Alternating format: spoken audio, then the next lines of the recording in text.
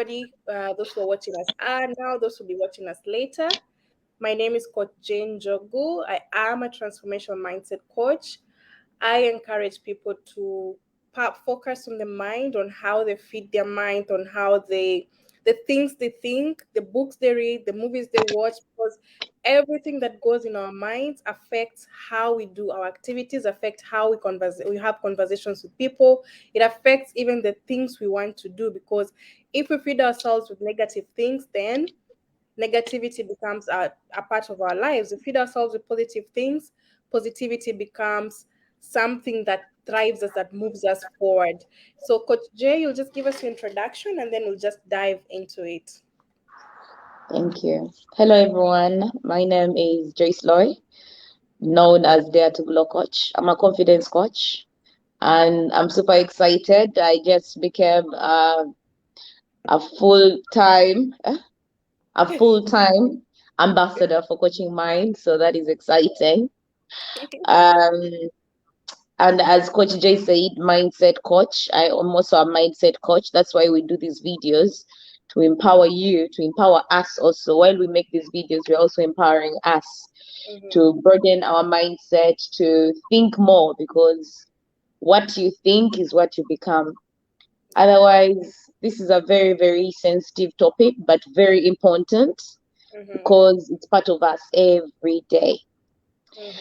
So I'll dive into it and then let Coach Jay take on. So our topic is self-awareness. But first of all, what is self-awareness? When you look at the definition of self-awareness, it's the most important muscle you need.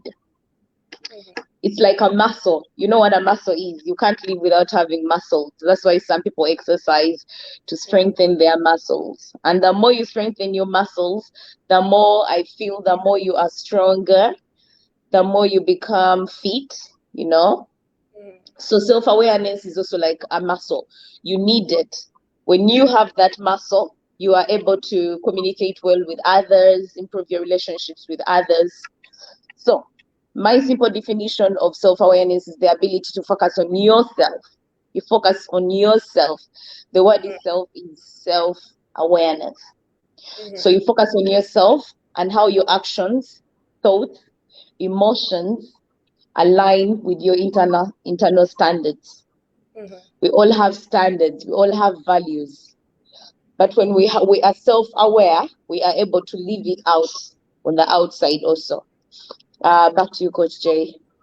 That's a very good definition you've given. What I can add on that is I choose to describe self-awareness as the path. When we say we want to travel from point A to point B, there's so many different routes one can use.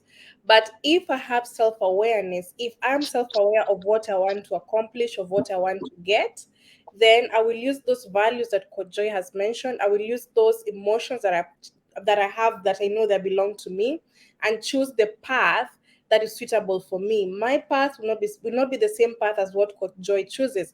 It will not be the same path as any of our viewers is going to choose, because our values, they are all different. Our values, they differ from person to person, because they are unique and they're very, very personal. So my first point is self-awareness presents choices that help in leading change. What do I mean by that? For instance, yesterday I was discussing with some friends about childhood wounds, things that we experienced when we were children, but we never knew how to deal with them. Once we become aware of these wounds, for example, there's abandonment wound, there is betrayal wound, there is guilt wound, there is neglect wound. Once you know, or you are aware of the type of wounds that you suffered as a child, or the type of trauma that you suffered, then getting the diagnosis or knowing how to deal with that becomes easier for you. But if you just put it like it's just normal, you are just experiencing some childhood problems, it will not be easy for you to pivot yourself or to learn how you're going to do that. So you're able to address the specific wound or issue. And finally, it's like when you go to see a doctor, the doctor does not tell you, okay, Joy, you're here to see me. Okay, take this Panadol, go and drink. No. The doctor will send you to the lab. The doctor will ask you questions. How are you feeling? Are you able to sleep at night? It's the same thing with self awareness. Once you become aware of your strengths, your weaknesses, your opportunities, your threats, it helps you to move to a certain direction or to take a certain path that is going to help you to do that change that you want in your life. Over to you. Very true. My first point is going to be, as being self-aware, it gives you the power to influence outcomes. And this, it could be, I could give an example of the leaders. Mm-hmm. When you are a leader and you are self-aware, it builds on your confidence. And when it builds on your confidence, you are able to lead well. You know your strength and your weaknesses. So most cases, leaders forget that they have weaknesses just like their subordinates. And the Mm-hmm. moment they understand their weaknesses, it helps them to to give them to the others to do better. So Mm-hmm. they do more of what their strengths are, and then the weaknesses they give them to other people to run them. So what does self-aware do? Well, it gives you the power. The moment you have the power to influence the outcomes that come out of the decisions you make, because as a decision maker, it's not even just, I think I should say, it's not just about leaders. Even Mm-hmm. us, like, we are mindset shift CEOs. Even us as mindset CEOs, because anyone is a CEO of their life. Yes. So if you remember that self, when you're self-aware, because when you're not so self-aware, it's very, very, very hard for you to have Mm-hmm. power over influence and the outcomes. So the moment you have that power, it's very, very, very hard for people to put you down, because first of all, you have self-confidence. I'm a self-confidence coach, and I'm very, very aware that Mm-hmm. before, when you tell me, I don't have confidence, the first question I'll ask you, what makes you think you are not confident? Mm-hmm. Because most cases we look at the things around us, or the things around the people around us, and we think because you're not a certain way, that means you're not confident. So Mm-hmm. that's why it's always good to be self-aware, because it gives you the power to influence the outcomes from yourself to others. Back to you, Coach Jay. That's a very good point. My second point is going to be self awareness enables you to be a better leader, just to build on what you've said. And when I say leader, I'm not talking about the leaders, like the typical leaders in organizations. Everyone is a leader, as Coach Joya said. We are all CEOs. So when we, in whatever we are doing, we are leaders in our own way. Are you a father? Are you a mother? You're leading your family. Are you an older brother, an older sister? Your younger sisters, you're the one who is leading them. So we are all leaders in each and everything, in every arena of our lives. So when we become self-aware, things that happen is that skills such as active listening, empathy, critical thinking, and all these things, they come together. And when you start to possess these things, you become a better leader or a better example for those who are looking up to you. And the benefits of self-awareness, they don't stop with you. What happens is when I become self-aware, I'm able to lead other people better. I'm able to look after you, Coach Joy. I'm able to look after my younger sister. I'm able to look after my friend, my neighbor. So we are able to understand other people. We're able to understand how we can deal with these people. This is where empathy comes in. So you find that things like conflict, we don't experience conflict because our awareness. I know when I get irritated, so I start learning how to deal with that. I know when I'm with Coach Joy, I get irritated a lot. So how do I deal with that? I have to find a way either to have that conversation with Coach Joy or to avoid Coach Joy, just to avoid that that that idea of having these arguments. So you become everyone's, like, you start understanding everyone's feelings when you become self-aware, and you also start seeing the experiences. You become a better listener, which is essential again in empathy. So when you are self-aware, you become a better leader. And with leadership, you're not just saying corporate leaders, we are seeing leaders in our everyday lives. In whatever we are doing, we are leaders in something. You are a leader somewhere without you knowing or putting it in your mind. If you look closely, there's somebody who is looking up to you. You are a leader to that person. Over to you. So the other point I'm going to give is, it decreases stress. I've been reading about stress because the kind of work I do can get you into a stress mode. And I'm one person who has a mindset that I can only let something control me if I let it. Mm-hmm. So getting to know that, being self-aware of myself, that if I get more informed, if I get more aware of how to decrease stress, ways on how to decrease it, then it Mm-hmm. helps me. Mm-hmm. And it goes to anyone out there. The moment you start noticing, like for example, Coach J is a stress management coach. So if you are aware that there are things that stress you out, but you Mm-hmm. don't have a clue on how to control them, what do? You get a coach, because sometimes research cannot get you anywhere if you're not Mm-hmm. self-aware.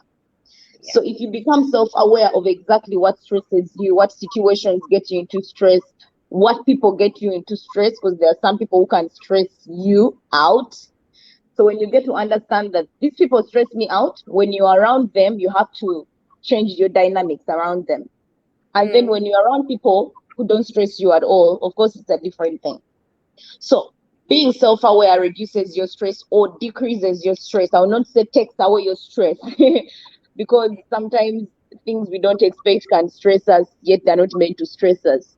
So when you become self-aware of what stress is, even what stress means, because sometimes we say, I am stressed. Oh my God, I'm too stressed. Why do I always feel stressed? And when they ask you, what makes you stressed? You're like, I just feel stressed. So you don't even know what stresses you out. You just want to use the word. And just like we talked before about negative talk, the moment you start speaking about something, you become it. Yeah. The moment you keep saying, I'm stressed, I'm stressed, I'm stressed, you become stressed.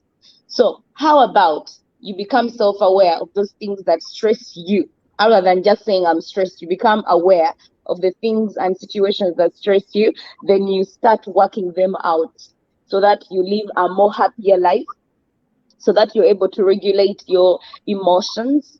And of course, when you regulate your emotions, you live a more happier life, you know? That's your Coach Jay. That's a very good point, and I'll have to chip in as a stress management coach. And one thing I wanted to say is that we give a lot of weight on stress, or we give a lot of credit to stress. Some things they don't even qualify to be like stress triggers, but because it's a common word that we often use, it's a simple getaway. We just keep using the word stress, stress, stress, stress, stress, stress. We forget that this word is getting imprinted in our minds. And what does our subconscious mind do? It starts how do I capturing those moments. So whenever I see Kojoy, I get stressed for nothing. I just get stressed. So instead of saying we are stressed, how about we start saying I am uncomfortable with this situation? So when we move away from the stress word, we start saying the uncomfortable bit, even the mindset itself it starts shifting. But because we've given a lot of weight on the stress word, when we just use stress, it's like the whole world has stopped. Everything has stopped. But when you're uncomfortable, let's say you're wearing a pair of high heels, Coach Joy, and you feel like no, you cannot walk anymore. What do? Take it off. Exactly. So when we use the word like I am uncomfortable with this situation, you start asking yourself, how can I deal with this situation to make it not like just to get rid of it? I don't want to feel uncomfortable anymore. Because when we use the word stress, we don't look for solutions. But when we are uncomfortable, we will do everything in our power to make sure that we get a solution for that. So my other point is self-awareness helps us achieve our goals. What are goals? Goals are things that we want to get. And when you're self aware, we're always told to do the SWOT analysis. What are your strengths? What are your weaknesses? What are your opportunities? What are your threats? And when you identify these pillars, I call them pillars in your life, you're able to see where you thrive most. Because if you don't do this, you might find that you are spending a lot of time in places where you don't thrive the most and forgetting the areas where you can thrive the most. So you concentrate on things that don't are not even beneficial to you. Living the things that can make you happier. As Coach Jay has said, the goal is to live a happier life. Things that can make you happier. So at the end of the day, you go to bed, you're not happy. you're uncomfortable because things didn't go as planned. Well, there was an easy 1 plus 1, which was equals to 2, that was meant for you because that's your strength. So many skills that we have, or when you understand your skills, you're able to make good decisions. You're able to analyze situations. You're able to become you know what's good for you, and this helps you to hit your goals. It helps you. We hear people say, I work 2 hours, but I make this amount of money. Why? This person became self aware. This person knew where they thrive the most. So, what do? They are capitalizing on that. Self awareness enable them to know where they're thriving, where they're working best. I was watching one lady today. I used to work with her like 3, 4 years ago. And right now, she is a mom's influencer here in UAE. And she says her journey started when she wanted to build a brand. And then she asked herself, what am I good at? And that is how she realized. People always tell her, you're glowing. Nobody can even say you're a CS mom. You have 3 babies, 3 years, but nobody can even say you have even one child, because she identified where her strength is. And 3 years later, business is good, because that is where she's most comfortable. That is where she even with the blink of an eye, she's able to do what she does best. So once you become self-aware, your goals become so easy to hit. Over to you. That is very true. So, what I'm going to go to is building better relationships. When we become self-aware of ourselves, we get to know what we are good at and what we are not good at. So when we are around other people, when we are around friends, when we are around family, colleagues, even maybe acquaintances, people that we've just met, we are self-aware of our strength being around people. Mm, I'll give an example of myself. So over the years, everyone has called me extrovert. Yeah, mhm, because I'm one person who loves life out there. Like I love traveling. I love the outdoors. You don't keep me indoors. I love the outdoors. And when I host or when I socialize, I'm all out. And everyone around me just termed me as extrovert. Extrovert. You're an extrovert. And when I moved to UAE, I started realizing I think I'm not an extrovert. Because I started realizing I preferred being home more than being out. And when I was out, I was all out. But when I was home, I loved my me time, you know? You could actually tell me, hey, what's up? Are you up for a drink or are you up for coming out? And I'm like, oh, I'm busy. But mhm, literally, I'm just sitting on the couch watching Netflix and eating popcorn. And that is my, I don't know, my heaven, just mhm, sitting in the house and just being cozy. So I started realizing when I'm around people, I'm all out. I want to know people. People get to know me. I socialize. I network. I'm very good at all these things. So I got to realize that I'm an ambivert. So what am I trying to build at? When we get to know who we are without people terming us. Because when people termed me, I was okay. I was like, yes, I'm an extrovert. When everyone called me extrovert, I accepted it as an extrovert. Until I went in a different environment that got me to realize that I'm not just an extrovert, actually. I'm an introvert, you mm, know? And most people are. Most people are ambiverts. Most people are just not extroverts or introverts. But there are people who are extremely introverts. And there are people who are extremely extroverts. But mm, then there are people who are in between. So you can balance both. mm, So what am I getting at? What I'm saying is when I'm around my friends or family, they want you all out. They want to have a good time. Especially my mom, she she wants all out when she's with you. So that is what I give her. And then when I'm with my dad, because I know my dad is a very reserved man, I'm mhm, going to just be us, like literally just talking, maybe just even reading a book together. So when you become self-aware of who you are without people terming you and giving you names of who you are, it becomes very, very easy for you to know how to relate and mhm. build relationships around you. Back to you, Coach Jay. Well, that's you've actually expounded on the top on the point I want to talk about on it allows you to lead authentic lives. And as Coach Joy has said, it's more of you knowing what works best for you. You knowing that okay, everybody is going this direction, but nah, I'm not going that direction because that's not me. That's not what I want. And that is what is happening in today's era, age and era, with social media and everything. We find ourselves wanting something that is not for us. We all want to be on social media, but not all of us want to be out there. But because of this pressure, you don't know what you want. You just want to do what everybody else is doing. You're not your authentic self. You end up being stressed, you end up being pressured, you end up being like disappointed because things are not working for you. But you forget that that was not your cat, that was not your life, that is not who you are, those are not your values, those are not the things that make you pop out. We are all unique in our own ways. I am unique in my way. Coach Joy is unique in her own way. Anyone who is watching us is unique in their own ways.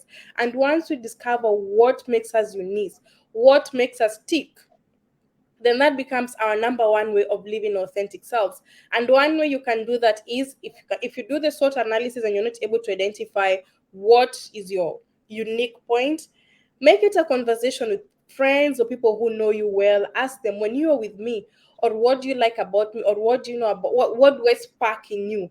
And you will notice a pattern. Myself, I remember I asked my friends in 2019, what is it that you know about me? Or what when I'm with you, what difference do I make? And everybody's like, oh, you give us good advice, you give us good. That is something, a pattern that I noticed. And that's when I realized, like, hey, this is something that you can work on. This is because I've always wanted to be a coach. So this is something that told me you are on the right track. So these people, they have identified what you do and it is what you want. So I started becoming more self-aware, which led me to doing the coaching certification, which led me to meeting amazing people because we share that circle. So when you are self-aware, you're able to lead your authentic life. My last point is going to be it will help you to manage criticism. You don't take feedback as criticism. No. Rather, you take it as a learning opportunity. In NLP, we learn that there is no failure, just feedback. So you save time by becoming productive instead of thinking, why did Coach Joy say why did Coach Joy say my hair is not good? Why did she say I did not do a good presentation? You start asking yourself other questions that will make you become more productive. When you're able to analyze all this information that other people give you without putting it here or having grudges or doing anything, you live a much more happier life. You avoid these uncomfortable situations that you keep hearing that I had so and so gossiped me. So that one makes you uncomfortable. How about you ask yourself, what is it that I did different that made them gossip me? Maybe I'm good at what I do. You cannot please everybody. That's the one thing we have to realize. And that is why self awareness is very important. You look at things that matter to you. Take that feedback as feedback and don't take it as criticism. Oh, they hate me. I'm not good at this. I'm bad at that. Mm-mm. Remember that whatever opinion or whatever thing that I tell you, it comes from my own point of view. And whatever you do from that side, it's from your own point of view. So if you're self aware of what you're doing and you know you're right, why should you be bothered? Why should that even make you feel uncomfortable? So when you're self aware, you become your authentic self. Over to you. Yeah, actually, that's very true. Most cases, when we're in situations, everyone sees what they want to see. You know, a nine, someone else is going to see it as a six, another person is going to see it as a nine. So we all have our perception about situations. My next point is going to be it frees us from our assumptions and biases. Mm-hmm. And with this, I'm going to share something. Most cases, we concentrate on the why. Mm-hmm. Why?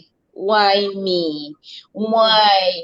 Why am I being put in these situations? And yet there is no way to answer the question since we don't have access to our unconscious mind. So every Mm-hmm. time you use the why question, you're going into your unconscious mind. And unconscious mind only takes what you give it. It never gives you anything. It only takes, and then puts it out, maybe in a picture for you, because you're making it a reality. So every time you do the why, it's not happiness at all. Mm-hmm. Instead, we should try the what. use the word what, because when you use the word, the why takes you into a rabbit hole of negative thoughts. When I say, why doesn't Coach J like me? Why doesn't Coach J talk to me? Why doesn't Coach J help me? You're asking why instead of finding out from her, because the why is in your head. You've not even told her anything. You've not asked for help from her. But all you're saying is, why doesn't Coach J help me? How is she going to know you need help without asking for help from her?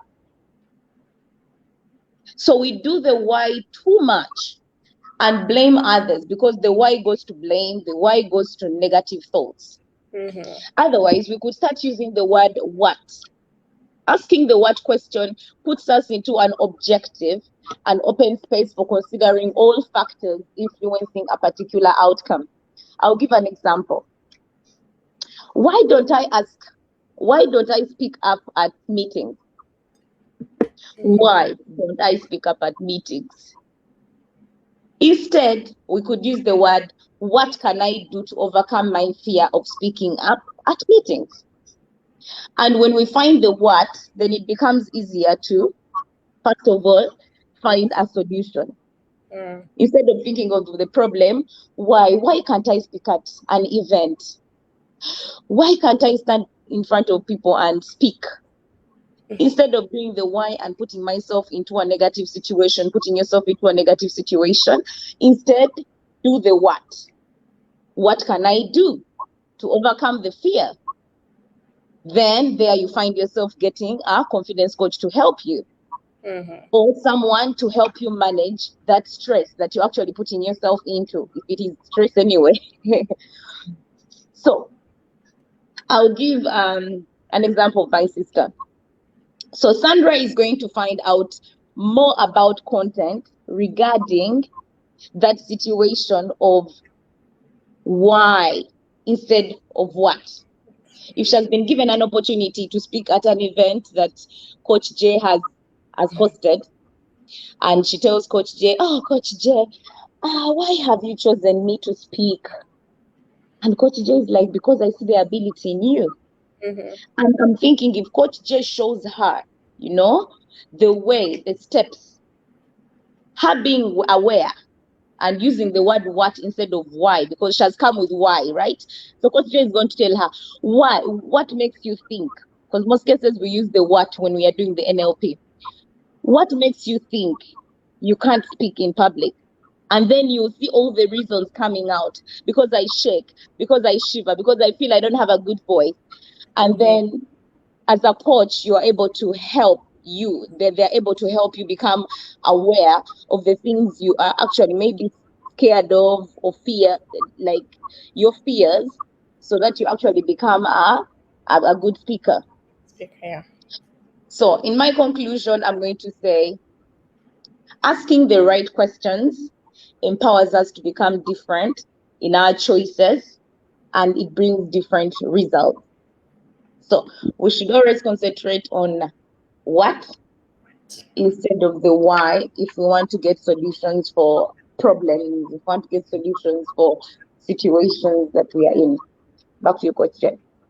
That's a very amazing point, and it just made me think that sometimes we say we have fear of public speaking, we have fear of something, and when you ask somebody the what question, you might hear somebody say, you know, one time so and so went and spoke in front of the crowd and people laughed or they stammered or they did this. So, because we are basing our judgment or our assumptions based on other people, and this is where we put a pause and say, no.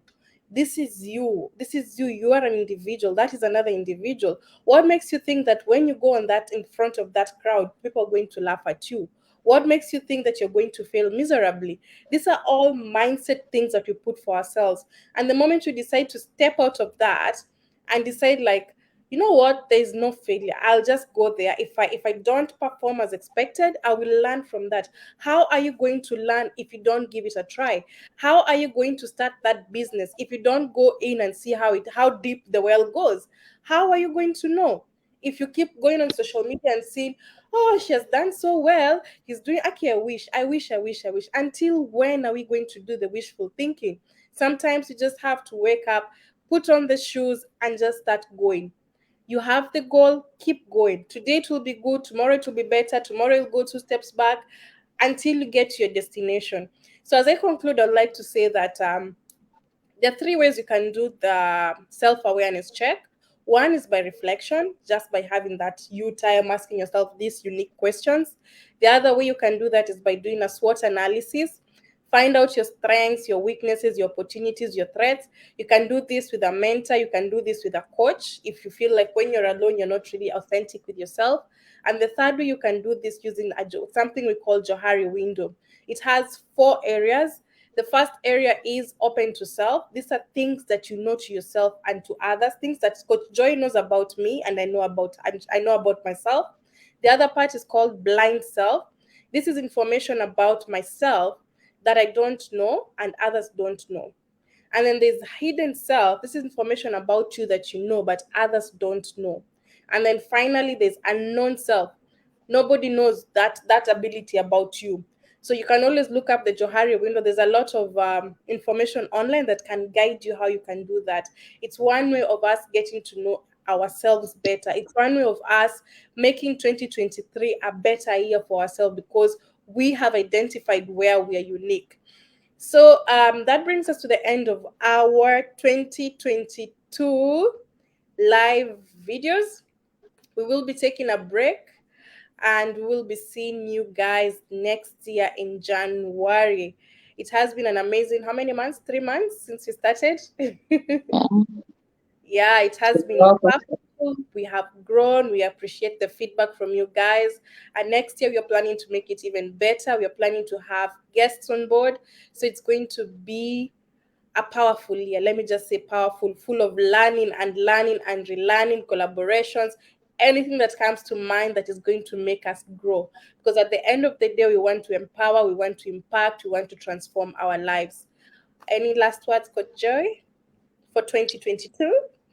So for 2023, I'll be saying 2022 has been amazing. Like, I'm not one person who looks at regrets or who looks at the things that I didn't do right. I'm only going to look at what I'm grateful for.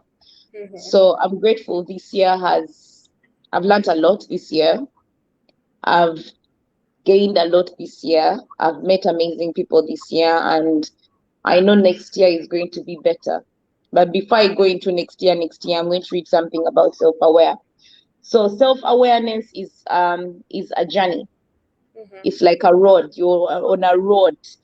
And when you're on a road, what are you doing? You're on a journey going somewhere, whether you're on foot, whether you're in a car, whether Mm-hmm. you're actually on a journey up in the air in a plane.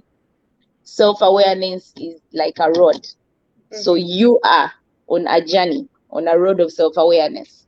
So the most self-aware people see themselves on a quest to mystery or mastery. Yeah, you could use either of those words, how you want to see it.